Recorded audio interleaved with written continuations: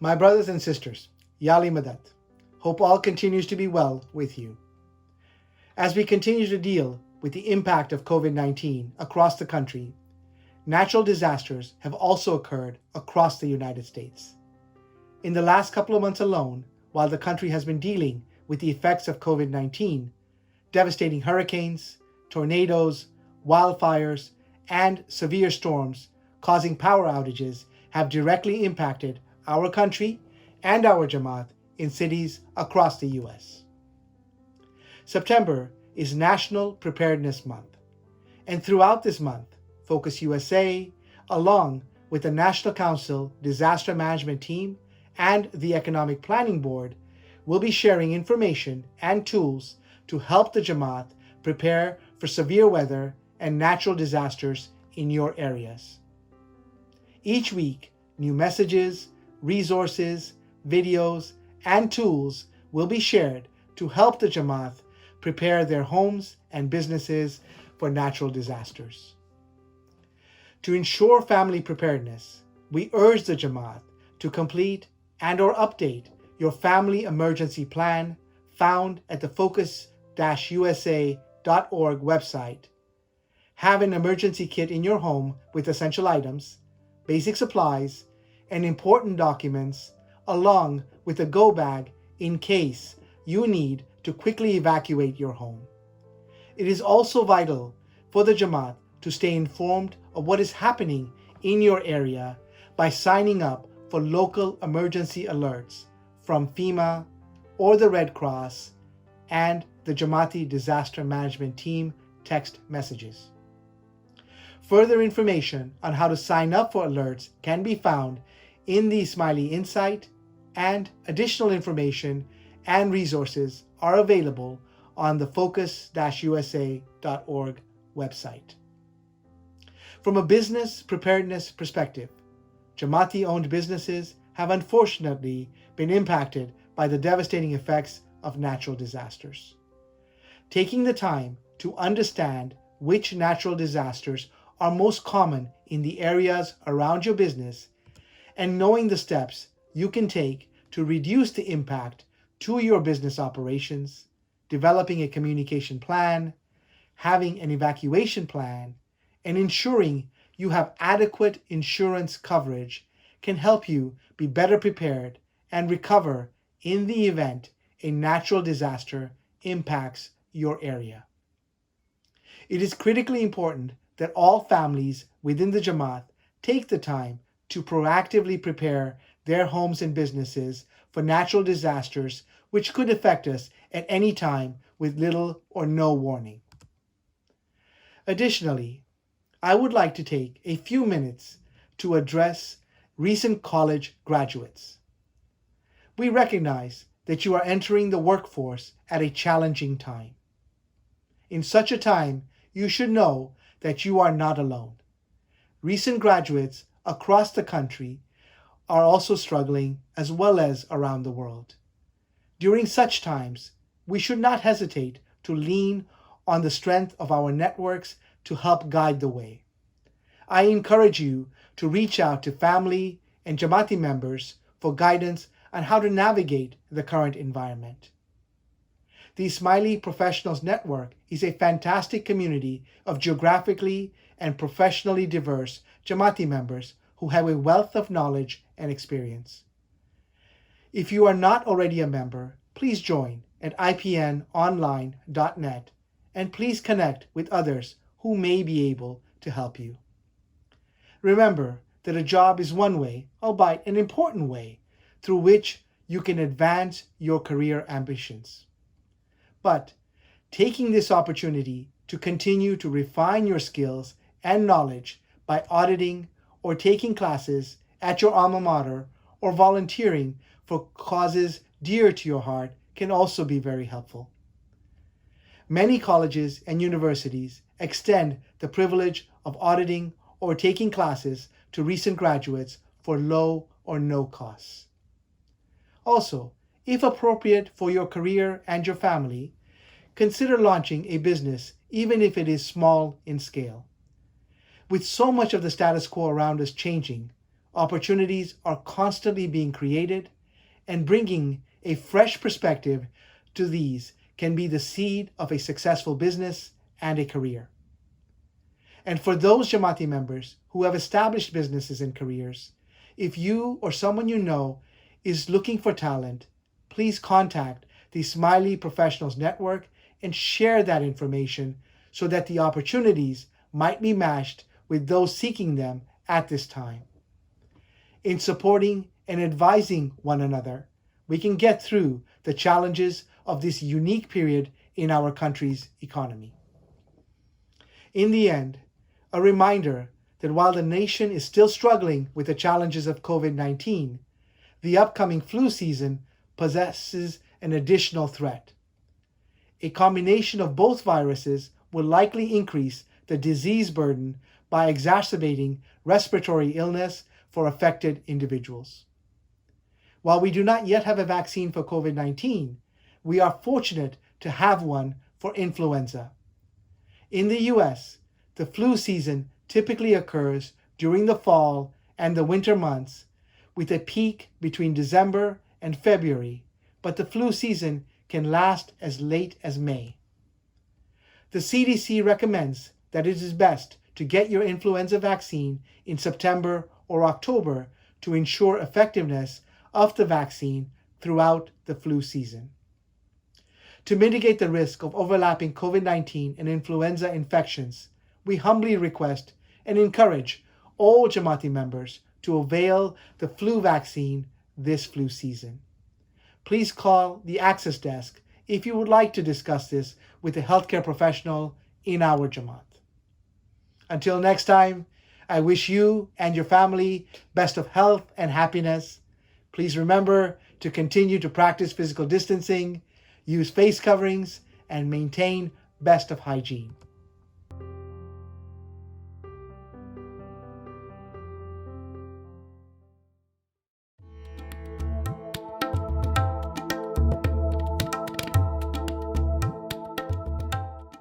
Welcome to tonight's Aspire session with Professor Omid Safi. This series aims to explore topics relating to faith and the world in our current times, in the current times that we find ourselves in, and to provide avenues for thoughtful reflection and inspiration. My name is Halima Welji. In anthropology, which is my discipline, we often start with a land acknowledgement, which is a way of recognizing the history, our country's history, and the exploitation of indigenous peoples. So I'm speaking to you from the ancestral land of the Kumeyaay people. All right, so in light of the recent killings of Ahmaud Arbery, Breonna Taylor, and George Floyd, as well as numerous other countless other Black individuals, there's no one better that I can think of to talk to than Dr. Omid Safi for his spiritual perspectives on Islam, love, social justice, and for thinking about how do we turn that thinking into action and action in the name of justice. In terms for tonight, just a little bit of housekeeping. You will only be able to see Dr. Safi and me for this session. At any time during the presentation, you can send questions using the Q&A function at the bottom of your screen. Dr. Safi has recorded his lecture in advance to prevent any sort of technological glitches that may happen. So in a few minutes, you will begin to see a recorded presentation, and then he and I will be back for a live question and answer. Dr. Omid Safi is a professor of Asian and Middle Eastern studies, as well as Islamic studies at Duke University. He specializes in the study of Islamic mysticism and contemporary Islam and Sufism. He has written and edited many books, including Progressive Muslims, On Justice, Gender, and Pluralism, The Cambridge Companion to American Islam, Politics of Knowledge in Pre-Modern Islam, and Memories of Muhammad. His most recent book is Radical Love, Teachings from the Islamic Mystical Traditions. He regularly writes and thinks about issues of social justice, Islam and its relation to civil rights, and questions of race and immigration in America. Well, and faculty at Duke and the University of North Carolina have perhaps the easiest access to Professor Safi. He has made his teachings more publicly available through his online courses on spirituality, through Illuminated courses. And inshallah, we'll once again be able to continue Illuminated tours, guided spiritual journeys to Turkey and Morocco. So thank you, Dr. Safi, for joining us tonight. I will over to you to say a few words and to start your presentation. Thank you very much, Dr. Welji. Wa alaikum salam wa rahmatullah. Ya Ali Madad. It is such a pleasure to be with you all, friends, and to be yet again the guest of the Smiley community, a community that over the years I've had the extraordinary pleasure and delight of accompanying. I need not pause to remind all of us that we are living in the midst of a period of almost unprecedented upheaval.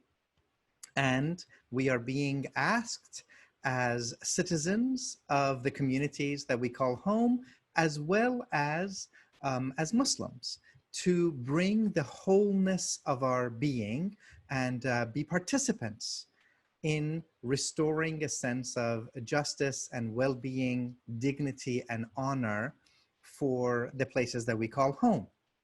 At a time where you see environmental crises, certainly the pandemic that is wreaking havoc all over the world, the racial tensions that are so evident, these are not new wounds, but it is, they're becoming so apparent to us. It might seem a little strange to start the conversation by talking about love. And I'm going to ask for your indulgence because we are going to come back around to the conversations that are on everybody's mind. And the main point of what I'm going to be asking us to consider is the following notion. We as Muslims are heirs, the inheritors of one of the extraordinary wisdom traditions to humanity. When we speak about love in this tradition, and this is the subject of our discussion tonight, we are not talking about emotional, sentimental fluff. In the Muslim tradition, love is nothing short of the very being of Allah that is unleashed upon the cosmos. It is love that brings us here, it is love that sustains us here, and it will be love that will deliver us home. Now, one of the distinguishing features of the understandings of love and spirituality in Islam is that this love is a movement. And when it moves from the individual out into the society, recognize it as justice. That's all we mean by justice. It is not simply a matter of distributing economic resources and assets in an equitable fashion, though of course it has to involve that. What we mean by justice is all of us can imagine somebody who's dear and precious to us. We know how we would want them to live, the dignity that we would want to have guaranteed for them. And justice means that we recognize the same love and concern for our neighbors and strangers. And particularly at a time where old racial wounds, old class wounds are so apparent to so many, where it seems like it is an age from a more far right side, an age of bombast, an age of anger, an age of vitriol. It's also a reminder for us that the same love, when it moves inward, we recognize it as tenderness. So that's the setup for our conversation for this evening.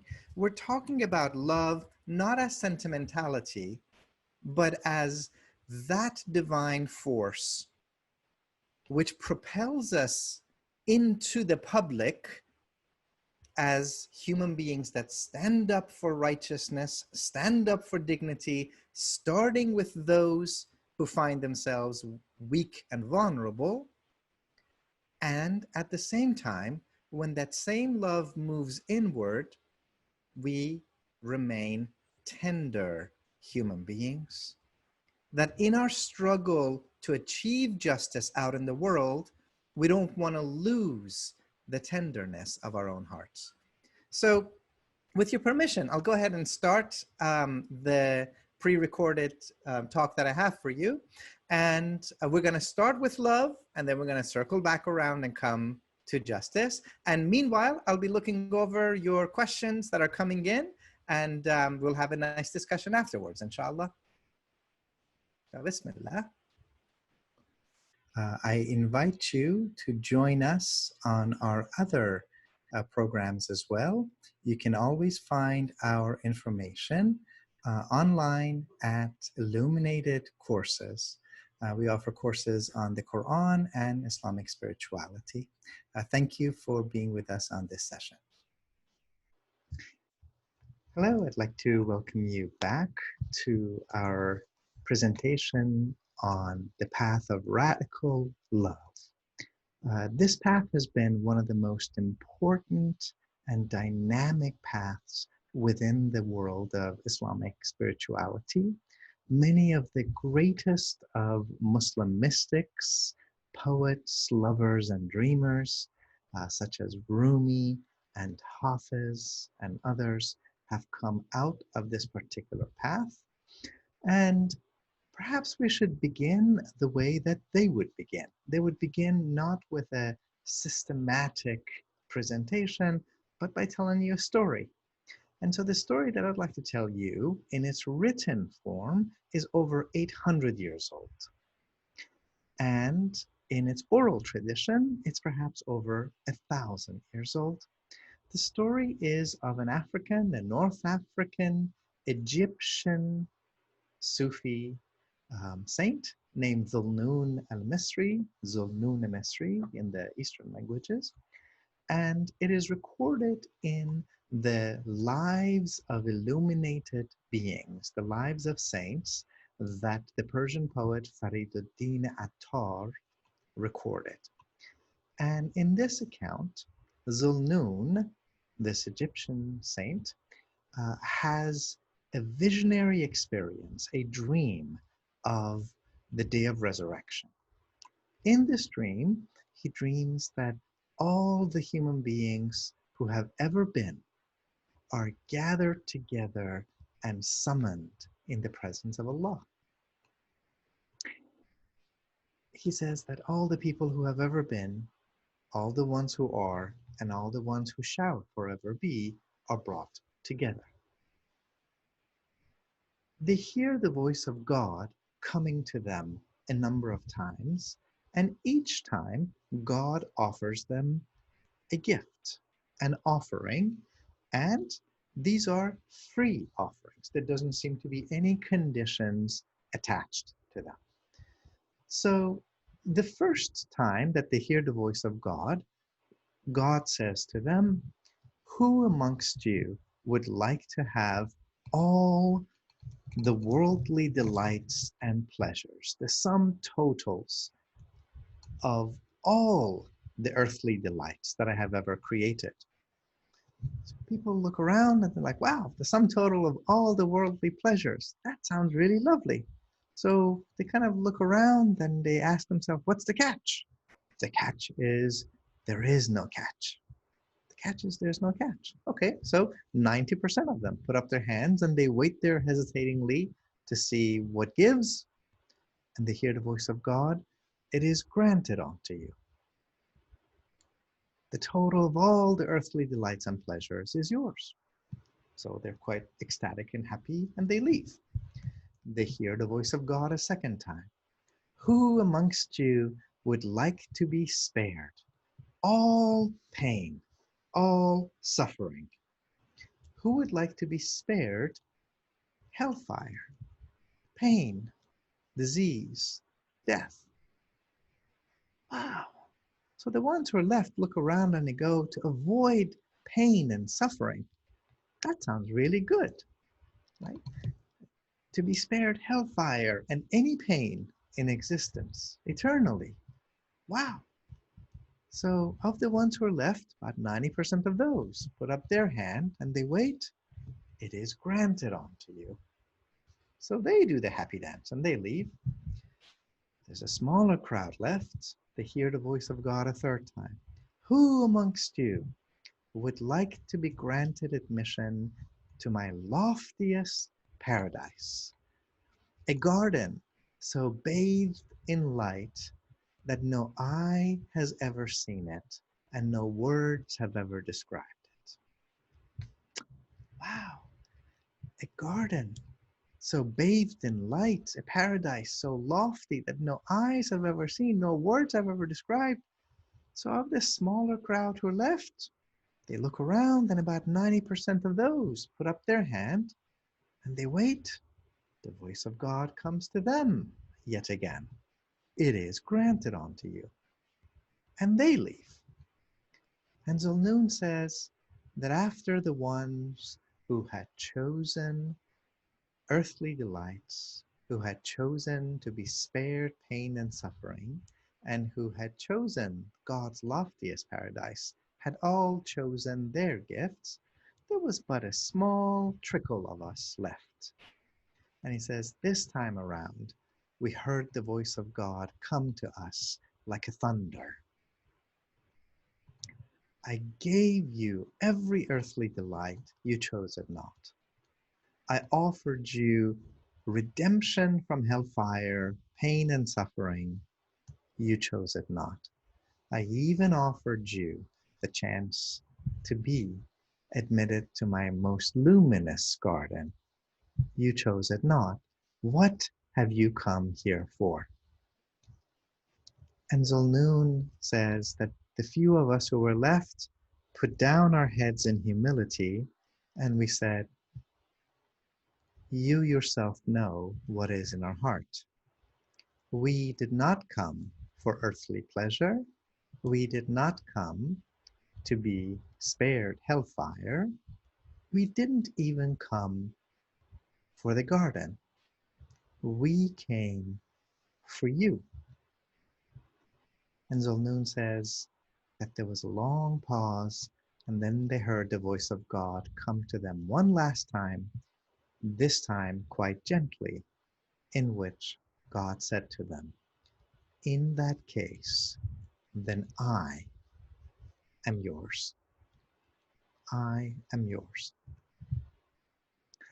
This story, this powerful story, in its written form over 800 years old, in its oral tradition about 1,000 years old, has been always a reminder that within the wider world of Islam, within the wider world of Islamic spirituality, which we might call the Sufi tradition, there have always been those who've been in it for the sake of God, even above and beyond any spiritual experience, any earthly delight, and even beyond salvation.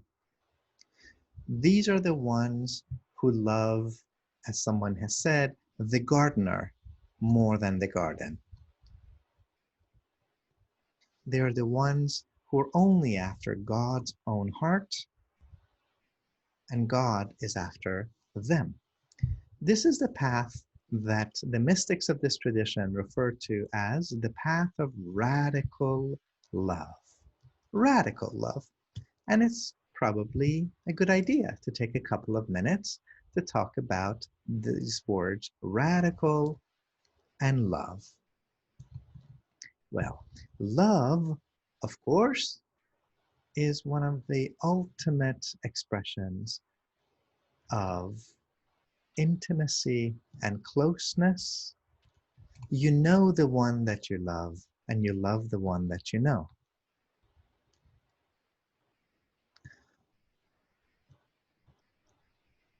The mystics of this tradition always go on to tell you that in this tradition, love, what we're translating as ishq, radical love, is not simply a human emotion. Love is not a feeling. Love is not something that comes and goes. You don't say that I love you today and I may stop loving you tomorrow. I love chocolate and I love God. Although on second thought, you might love chocolate in something approaching the divine. No, love for these mystics is not a mere passing human emotion. Love, radical love for them, is nothing short of the very unleashing of God onto this realm. Love is not even a divine quality among other qualities. Love is the very essence of God. It is the overflowing of God as love that brings the world into creation, that sustains the world here. And if we as human beings can just get over our own selves and merge into this cosmic current of love, then we can return back to our divine source. So in some ways, the goal of this particular path is to transcend the confines of selfish and egoistical existence and harmonize one's being, one's life, with this divine outpouring, overflowing of love. So I think that's part of the reason why love is something sacred and not simply sentimental. It's not just emotional. As I sometimes have said before, love is not an emoji. You don't text love to somebody. You become love. You embody love. You walk the path of love. You become this love. And then there's also that word radical. Radical. Radical, a word that, particularly when it comes to Muslims, many people are hesitant to use these days for all the understandable reasons, that to be called a radical and an extremist carries with it certain political consequences. But there's a couple of further elements worthy of thought there. One, if part of the notion of being a radical is to go out to the extremes, to live life to the utmost, well, yes, that is, in fact, something that we're always called to do. You find, in fact, that many spiritual teachers and mystics of different traditions talk about this notion. Even if you take a look at Dr. King's commentary on love, he at one point says, we're called to be extremists in the cause of love and justice. Was Jesus not an extremist in the cause of love? And these mystics of the Islamic tradition have the exact same awareness, have the exact same recognition. Part of what they do, in a way that is very consistent with all the rest of the worldview and the ethics of the Islamic tradition, is they're always interested in this movement between the inner and the outer.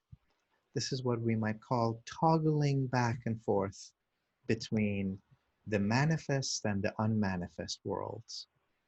So one of the great teachings of this tradition, which is also found in other traditions, is that when this love comes into public, we call it justice. We recognize it as justice. All that we mean by justice is simply that you know in your own heart how much you love your babies. You know what you would want for your babies. You would want to have food in their bellies, a roof over their head, dignity in their bones. What we mean by justice is simply the awareness and the recognition that other people love their babies just as much as you love yours. So if you wouldn't want your babies to go hungry at night, don't you dare be silent when somebody else's baby is going hungry. And if you wouldn't want to see your babies homeless or under occupation or under sanctions or the victim of racism or police brutality, the rocks are going to cry out if you're silent when other people's babies are in that situation. So here again, you see how a movement of love is leading you outward to taking a stance for justice out of a sense of love and ultimate concern for the well-being of people, particularly those who at the moment might find themselves vulnerable. But in the same way that this tradition flows from the inward to the outward, it also toggles back, not just to the public arena, but also to the private arena. So the same teachers tell us, when the same love that shows up outwardly as justice moves inward, we call it tenderness. Tenderness.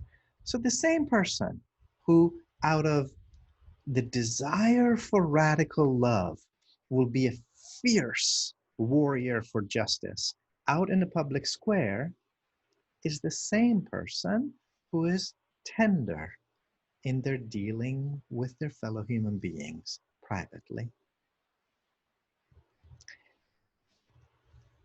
The very same word that I've translated as radical love,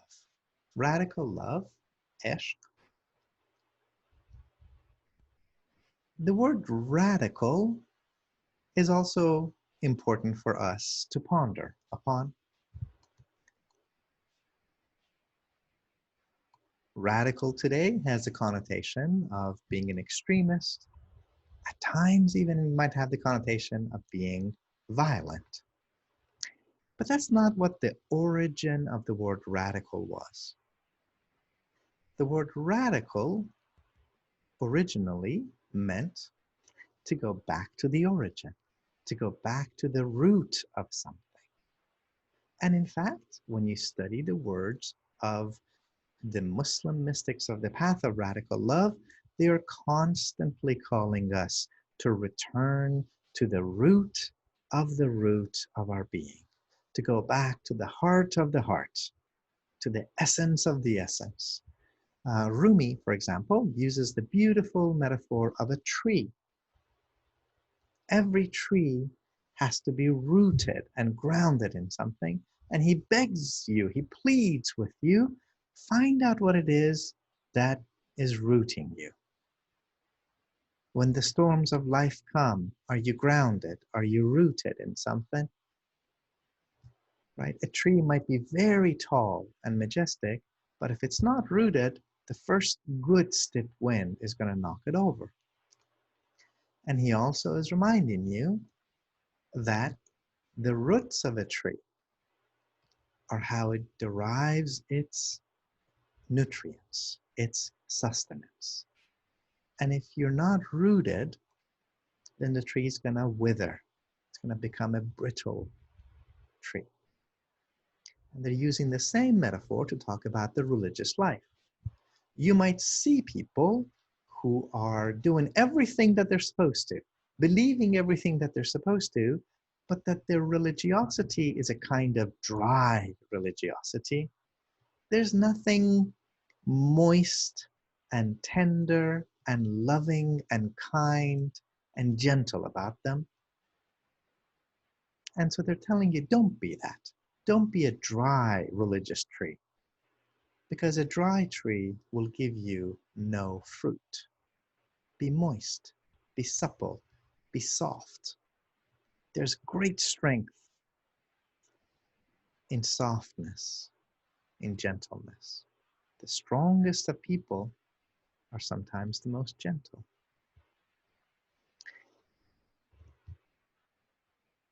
So let's take a look at the ways that this understanding of the path of radical love, this way of existing for the sake of God, leads these mystics to experience God and the Prophet and religion and society and community in a more gentle way. So I've written a book called Radical Love, which is an anthology of the sayings of the Muslim mystics of this path. And I'm going to walk us through some of these different teachings. We're going to start with the way that they lead us to think about God as the God of love. That what we know as love is ultimately the outpouring of God, and that the ways in which love is the ultimate divine essence. So we know, for example, that within the context of the Quran, there are 114 chapters. And of those 114 chapters, 113 of them begin with the phrase, Bismillah ar-Rahman ar-Rahim, in the name of God, the eternally merciful, the ever merciful, the ever compassionate. 113 out of the 114 chapters of the Quran. And the only one that doesn't have it has another mention in the chapter to make up for it. So think about this. If we're told that God has 100 names in the Quran, and of all of those 100 names, it's the same two, Rahman and Rahim. Rahman and Rahim, the merciful and the compassionate and the loving, that are repeated over and over and over again. Right? If you had to introduce yourself, and of all the roles, all the qualities that you had to tell people about, I'm a teacher, I'm a son, I'm a husband, I'm a father. And you come back to the same two ways. Well, at some point, and if you do that 113 times over and over again, people might start to get the idea that these two qualities are quite important to how you see yourself. Some of the great Muslim mystics, Ibn Arabi, for example, the great Andalusian Muslim, paraphrases a saying of the Prophet Muhammad, in which he says that these words, Rahman and Rahim, two Arabic names of God, which we usually translate simply as the compassionate, the merciful, the lovingly merciful, infinitely merciful, eternally compassionate. And merciful and compassionate are great. They're wonderful qualities. Ibn Arabi goes to the root of those words, as the Prophet Muhammad had done. And he says, Rahman and Rahim in Arabic come from the root word Rahim, which means the womb. The womb. And he says, Ka'anna, it is as if the entire cosmos, all the infinite universes, are as if contained inside the womb of God. So, in a tradition which deliberately avoids using the language of God the Father and God the Mother, right? So, unlike the Christian and the Jewish tradition, where we have so many prayers about, "O Heavenly Father," right? The Islamic tradition does not use fatherly and motherly language to talk about God, but there's this very strong maternal and feminine imagery that the Prophet is using and Ibn Arabi is picking up on. It is as if the entire cosmos is contained within the divine womb, Rahim, and this is why God is Rahman and Rahim, compassionate, lovingly merciful. It is as if God is pregnant with you. And creation is God giving birth to you. So in that saying of the prophet, you are contained within the divine. So many of us, spiritually and religiously, might make the mistake of thinking, where is God? How can I find God? Where do I have to go to find God?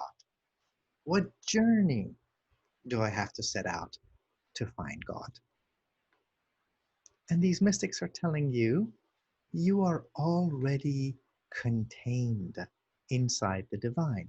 You would have no existence were it not for God. The great mystic Rumi tells you, you are the fish in the ocean. And you keep swimming around going, where's the ocean? Where's the ocean? Why can't I see the ocean?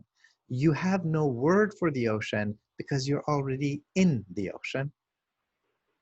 If somehow you could be lifted out of the ocean, then you would be like, let me back in, let me back in.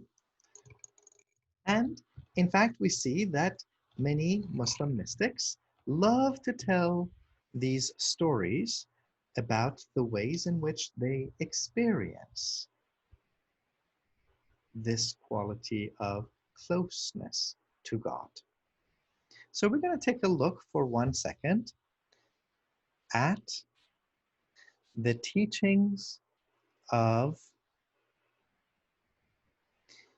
one of the most important Muslim mystics, the great Sufi Rabia. Rabia is quite possibly the most important female Muslim mystic. She is the embodiment of God's love. And there are a number of very powerful stories that we get from Rabia, and I'd like to share 2 of them with you here. So here's one. This one is called A Door Never Closed. A man not knowing said to God. The way that the story is sometimes imagined is that Rabia is walking past a temple, a church, a mosque. She lived in what is today Iraq, and Iraq at that time was a religiously mixed place. And there's a preacher perhaps sitting on the pulpit and repeating the anecdote, the story that so many of us have heard. Knock and it shall be opened unto you. Ask and it shall be given to you. And so she hears this preacher repeating this statement. Knock and it shall be opened unto you. So she just stops and she pokes her head into the mosque or the church and she says, what did you say? And this preacher sitting on the pulpit is quite annoyed that this woman has interrupted his majestic speech. So in a rather gruff voice, he said, as a way of reprimanding her, I said, knock, and it shall be opened unto you. Rabia says, you fool, the door has never been closed. The door has never been closed. So there's this emphasis within the Sufi tradition that the path to God is one that is perpetually open, never closed. And this notion of the wide open God, the ever immersive experience of being with God, is one of the characteristics of this particular path. In the image that you see here with you, you see the way that Rabia is oftentimes represented. She is walking with a lit torch in one hand and a vase or a bucket of water in the other hand, right? So this is the juxtaposition of opposites. And this is, in fact, one of the things that the saintly beings are described as. They're the ones who reconcile in themselves that which we oftentimes treat separately. And people say, Rabia, that's a really strange thing to do, to have fire and water, both of them together. What you doing?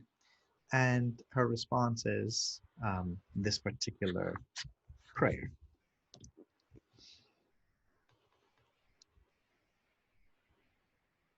O Lord, my loving Lord, if I worship you for fear of hell, burn me in that hell.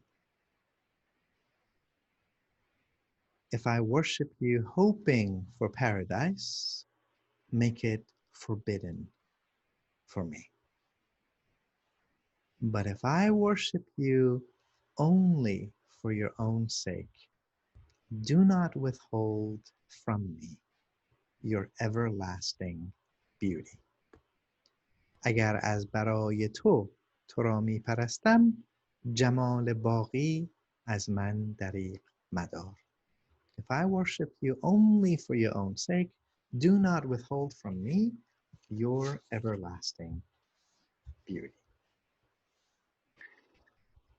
This teaching of the path of love as one in which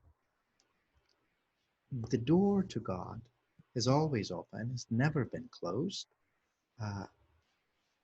is also talked about in one of the verses of the Quran, Wallahu muhitun min wara'ihim. God encompasses you from the behind. Okay? So for prayer, we line up in a certain direction towards Mecca. We identify that direction and we call it the Qibla. And in life, when we pray, we might look up. I have a very fond memory of my beautiful daughter, Layla. She was probably 3 or 4 years old, and I would put her to bed at nights and say a little prayer with her. And I remember that I was tucking her in bed, and I said to her, my love, I hope that God watches over you and keeps you safe at night. And she, 3, 4-year-old child, took my finger and brought it back to my heart and said, Baba, God is not up there, God is in here. Right? A child, you shall hear truth from out of the mouth of babes. A child knew that God is not simply out there, but also within, also behind you. Right? You are the fish in the ocean. Rumi takes that same notion and changes it, alters it in a really beautiful and powerful way. He says, my friend, you have been knocking at God's door your whole life. You knock and you knock and you knock, wondering when it's going to be open. Friend, you are knocking from the inside. You are already inside the divine presence. And you keep wondering why the door is not opening. So this notion that the whole point of the path of love is a shifting of one's perspective, of a recognition that here and now you are already with the divine. That's one of the characteristics of these Sufis. They're not waiting for the hereafter to be with God. They want to see the face of God right here and right now. It's one of the reasons why these mystics are sometimes called Ibnul Waqt, Bintul Waqt, a child of the moment, a child of the eternal now. Right? We're all going to see the face of God in the day of resurrection, but they want to see the presence of God here and now. That emphasis on the eternal now, that entire infinity which is present inside this very breath, is of course one of the commonalities that we see in so many religious traditions. And it's one of the reasons why the mystics remind us that to live in the present moment not as a kind of license for carpe diem, not as a license for hedonism and go out there and do whatever it is that you would want, but rather to be mindful of the breath. So many of us simply view the breath as this mechanical way whereby we take in oxygen and we release the wasted breath. Different Sufis have different meditation techniques. Some of them simply begin by telling you to take your hand and put it on your chest, to feel the beating of your heart, to experience the breath entering your chest and then releasing it, perhaps even to repeat that sensation a few times.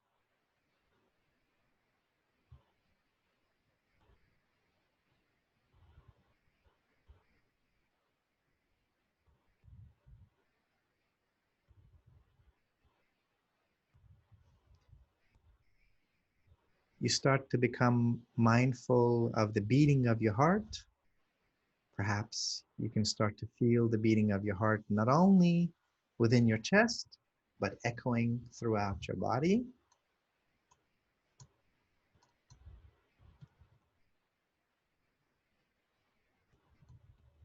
And typically, when you start paying attention to your breath, you become mindful of how for so long we've been taking very shallow breaths. So many of us, as part of the busyness of our existence, have gotten accustomed to taking short, shallow breaths that just seem to go down to here and then come back out. Take a deep breath and you allow it to relax your shoulders and to relax your chest and to take the breath deep inside and fill, and even maybe go into your belly and fill all of that. You notice that your heart rate slows down, your breathing rate slows down. There's a more serene experience. You could allow your awareness to return to that state as often as you need it to. That sense of ease and serenity is one of the ways that the mystics of this path describe their existence in this world. It is not that life is easy. No, there is genuine pain and suffering in this world. But you're always mindful of the fact that the one who sends the pain also sends the remedy. As the Quran mentions, Inna ma'al usri yusra, alongside suffering and difficulty, there's also provided ease. It is not simply that the ease comes after the difficulty. No, the ease is already inside, provided alongside it. And this also extends to the way that the mystics of this path come to relate to their experience of God. So, for example, in much of the Abrahamic traditions, we have words like God as the Lord, God as the King. And it's true, there is a hierarchical element. There is a, if you would, a vertical element. That if God were simply just down here as one of us, well, that would take away something of the majesty of the divine. And the mystics of the path of radical love do not eradicate the notion of God as the Almighty, as the glorious, as the majestic, but they add to it an element of intimacy, of love, of tenderness, of closeness. So some of them say things like, this is Abu Nu'aym al-Isfahani, when I'm in public, I call you Lord. When I'm in private, I call you my beloved. In public, I call you Lord. In private, I call you my beloved. Even that word Lord, which in English, of course, has a feudal context, it has a kingly context.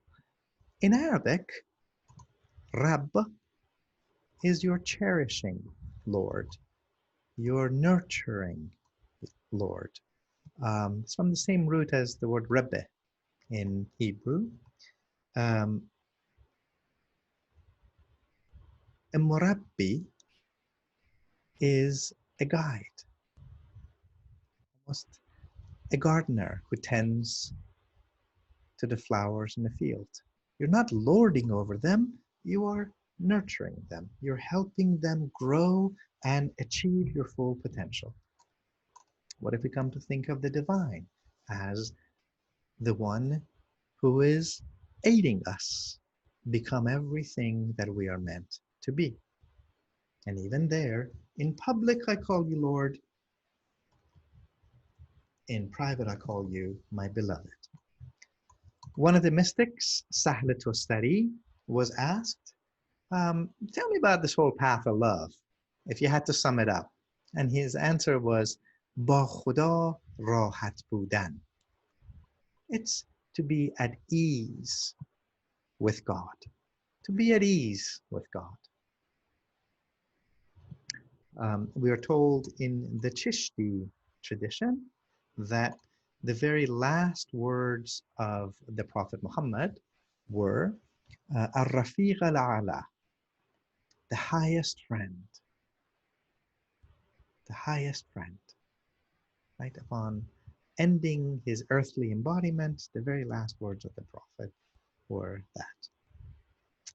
Another one of the mystics, Shibli, says at one point, the mystics are like children in the lap of their mother, right? Imagine that feeling of safety, of comfort, of love, of being in your home base. That's what for them that return to the divine embrace is like.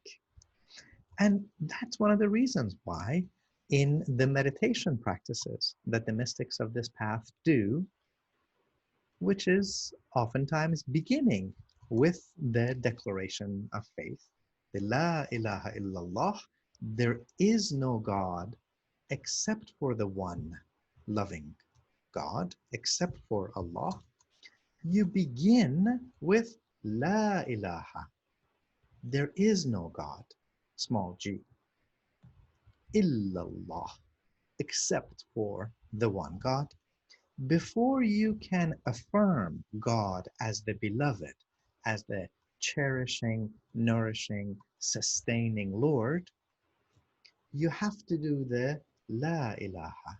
You have to dismiss all of these tribal, violent, outdated, perhaps overly masculine understandings of God, in which God just looks like an angry old white man with a beard up in the sky. No, we have to sweep away. La ilaha. These are not God. Jesus has to kick the tables of the money changers, chase them out of God's temple. And before you can come back to illallah, except for the one God, you have to get rid of all these outmoded and outdated understandings. And then you come back to this model of a loving, nourishing, sustaining God. I think to end this session, we're going to end with two more little stories and anecdotes. One of them is a story from a wonderful semi-illiterate early Muslim mystics named Kharaqani. Kharaqani, Persian from what is today Iran, a shepherd who, humble man who just collected thorns out of the desert. That was his way of making a living. And he talked to God very freely. He talked to God like a friend. His radical love path was not some path of erudite university scholars. No, he was a shepherd who just talked to God like a friend. And God talked to him like a friend. They had a very affectionate, friendly, humorous relationship. So he oftentimes whispered his thoughts and prayers to God, and God talked back to his heart. And these are recorded. So he says that at one point he had a dream. People had dreams of God all the time. Nowadays, they would probably institutionalize you. Back then, if the message was about God, they might have called you a saint. Says that I heard the voice of God come to me and say, he had a son named Hassan. So Kharaqani was called Hassan's daddy, Hassan's Baba. Bul Hassana, Hassan's daddy. Do you want me to go and tell people everything that I know to be wrong with you in your heart? Do you want me to go and tell them what a hypocrite you are? Do you want me to go and tell them how you say one thing and you do another? Do you want me to expose you in front of all the people? And if I do, they might stone you. Kharaqani doesn't miss a beat. He talks back to God, right? This is that friendly, loving aspect of the lives of some of these illuminated beings. And he says to God, my friend, my Lord, my beloved, do you want me to go and tell people about how much you love them?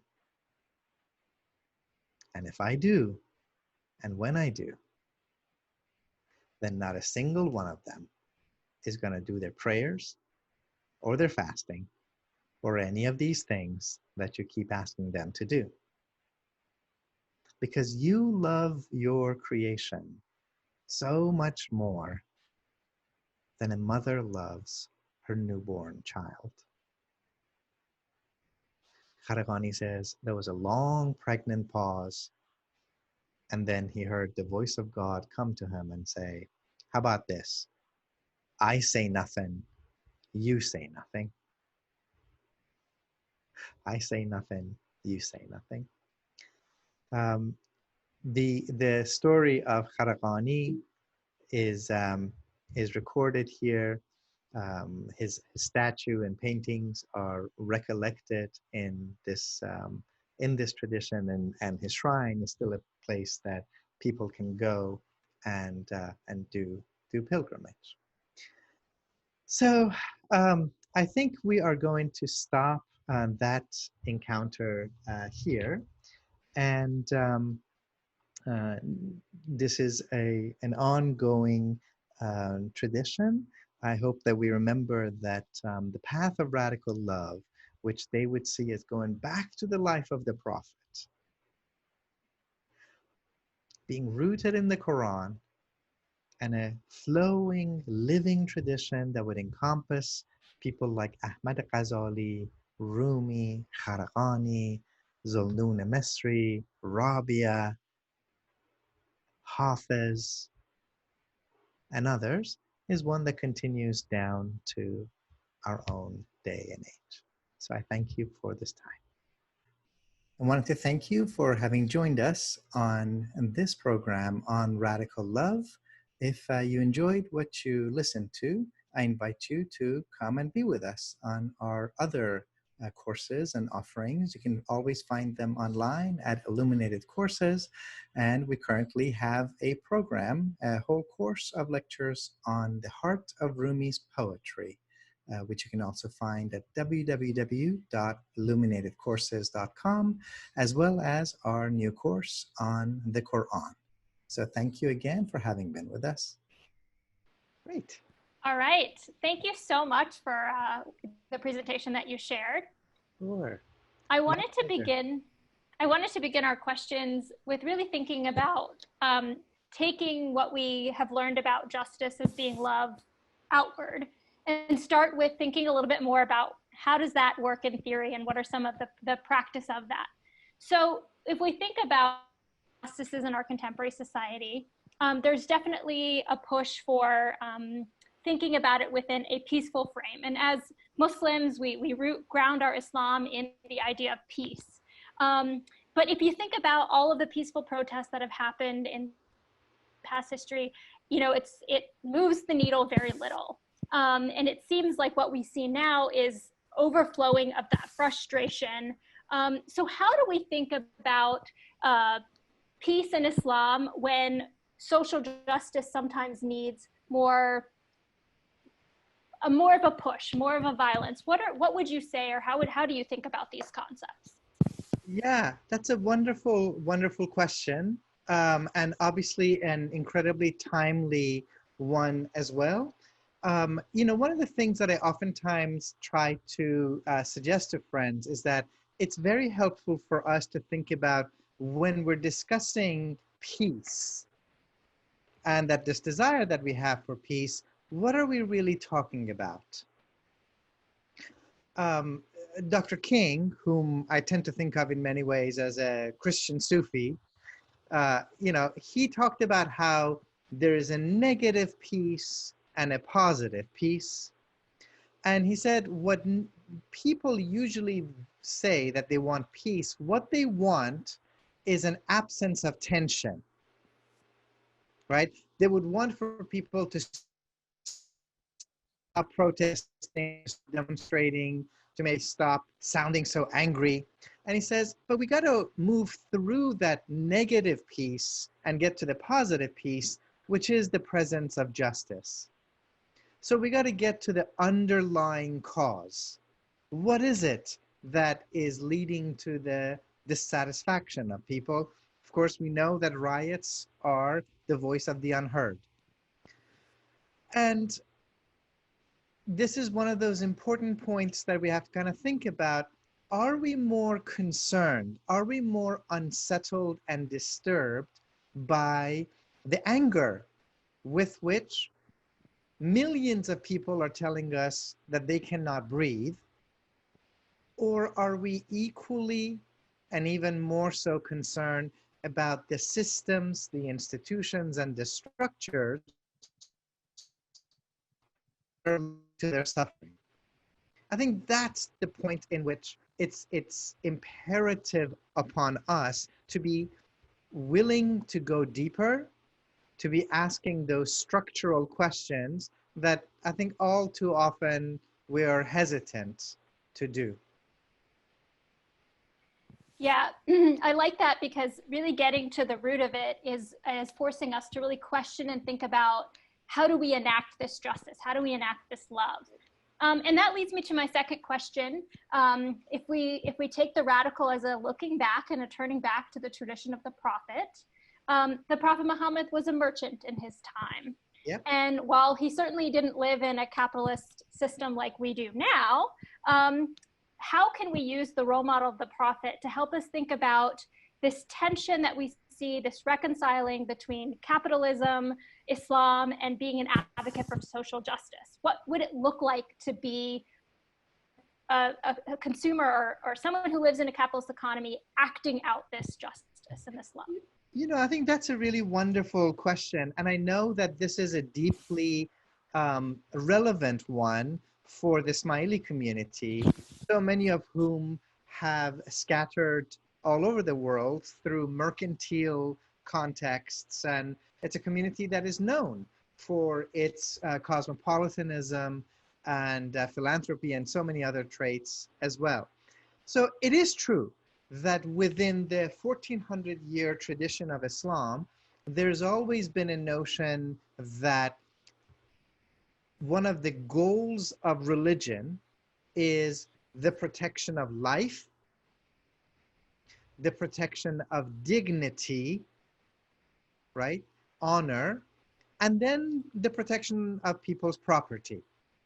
So even within notions of law, of Sharia, there's something called the maqasid of Sharia, the aims of Sharia, and the protection of life, dignity, and property is spelled out as the goals of Sharia. Fair enough. And if, in fact, if you travel throughout Muslim majority countries, you tend to find statements that people have. The one who earns a livelihood is beloved to God, right? Al-Qasid Habibullah. And that's also true. I think the question that we got to ask ourselves is, what was the kind of world in which the Prophet lived? Could he have ever imagined a world in which we've got, as I'm seeing, 505 people on this call right now?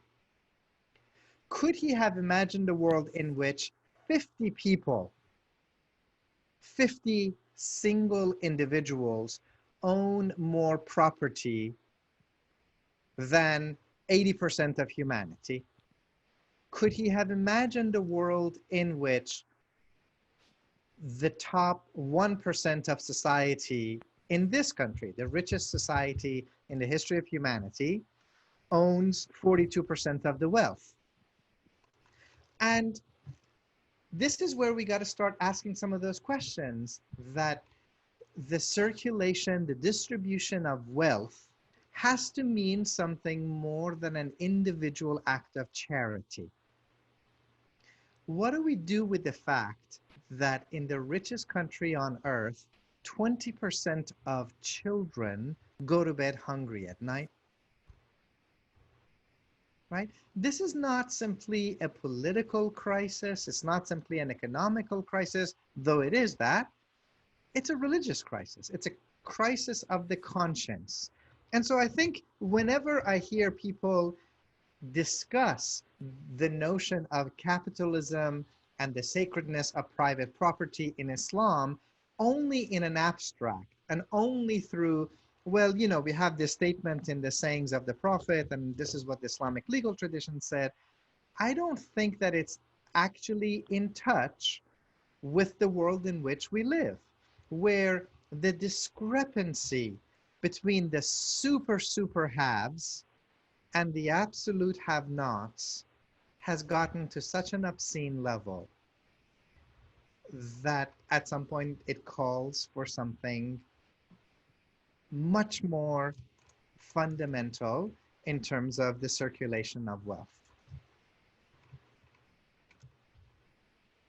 Yeah, it reminds me of Nina Simone saying that the role of an artist to it's their duty to reflect on the times, and I think that's something that as scholars, but also as individuals, and in whatever field you're in, it is your duty as a Muslim to really think about what is the time I'm in and how do I think about transitioning between the Prophet and the current time. Absolutely, absolutely. It's not enough just to know our ancient teachings. We have to know ourselves, and we have to know the world in which we live. Yeah, absolutely. As you were speaking, I was wondering if you could talk a little bit about the concept of beauty and how that might interact with love. How do you envision that fitting in within this context as well? Oh, what a great question. What a great question. You know, one of my very favorite verses in the Quran is that verse that I know many of our friends on the call see it. And it's one that says, "Sanurihim ayatina fil afaq wa fi anfusihim." We're going to show you, we, God, are going to show you our signs, obviously in the Quran. I would also extend that to great poetry, great literature, the Ginan tradition, anything that is part of poetry, literature, music. Fil afaq, on the horizons, within the natural world, wafi anfusahum, and also inside your own souls. And it's when you bring these three realms together, when you look for beauty in nature, you look for beauty in human beings, and you look for a religion that is rooted in love, in mercy, in tenderness, and in beauty, and you bring it together, that's when God becomes haq. That's when God becomes real. So beauty, on one hand, you know, we are obsessed with beauty. There are standards of beauty that are imposed, particularly on women, entirely unattainable, entirely unrealistic. The very bodies of women become marketized, become commodified. They're told that they have to keep purchasing and consuming things in order to live up to this ideal. And we should always resist that. We should always push back against that.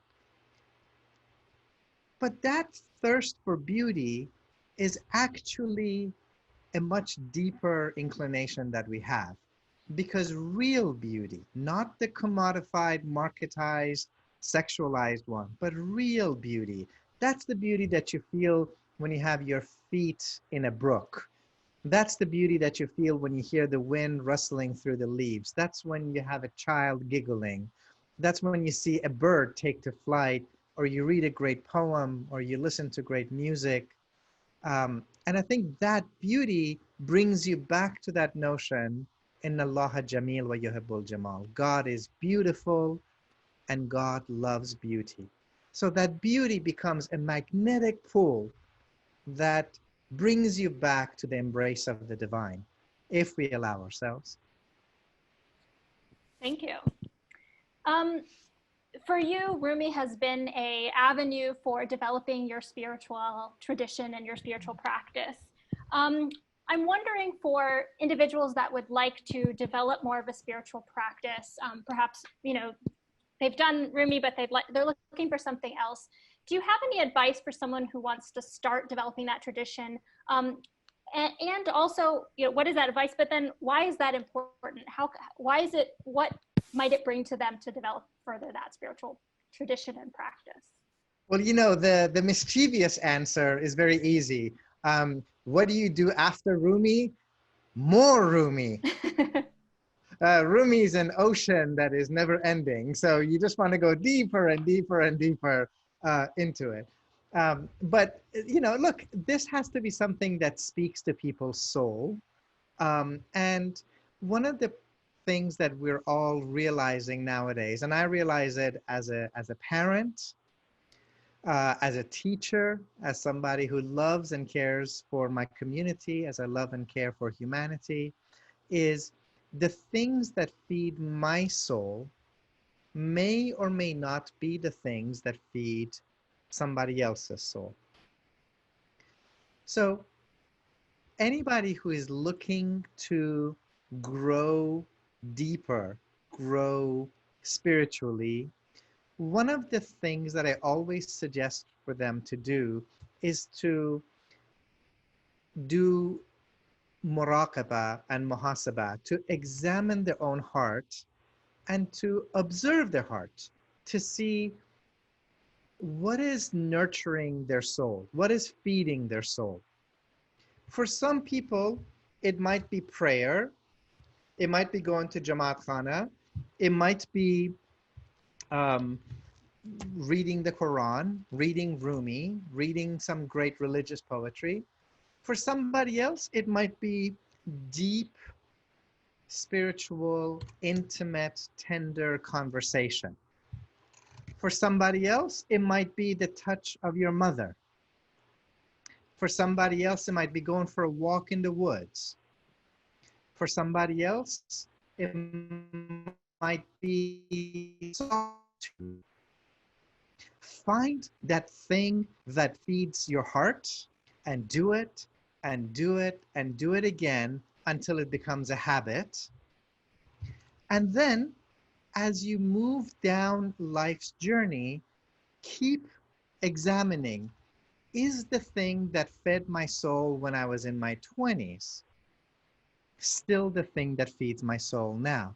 Because you might find that there are things that fed your ancestor soul that need some tweaking for you.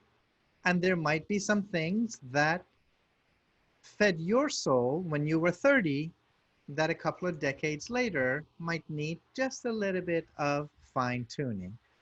So I think that sense of examining your heart and knowing how to tend to yourself is really important. Yeah, thank you. And I love that there are so many options, there's so many ways in which you can find that spirituality and develop it and share it with others, because it can also, as you said, really can feed everyone's soul if they want it to. Thank you so much, Dr. Safi, for your thoughts and reflections today. You've given us a lot to think about. I'd like to just make an announcement about the next session that's coming up. So we would like to invite you to join us for an interactive critical conversation to explore the topic of justice and social action in Islam with our speakers, Dr. Farouk Mitha and Honorable Halim Benedina. That will be on Sunday, July 5th at 1 p.m. Eastern, noon Central, and 10 a.m. Pacific. So thank you everyone for joining us today, and we hope you enjoyed this conversation. Thank you so much for having had me, and what a pleasure to have had a chance to devote time to these conversations, and would love to invite people to continue going deeper. And you know, one way is some of these courses that we have, illuminated courses. If that's not for you, find whatever it is that does feed your heart and continue exploring it, continue going deeper that way. And may God bless you. May God feed your soul. May God fill your hearts with light, always, always. I'll also send a few resources that Dr. Safi has suggested in the chat if you are interested in that as well. Sure.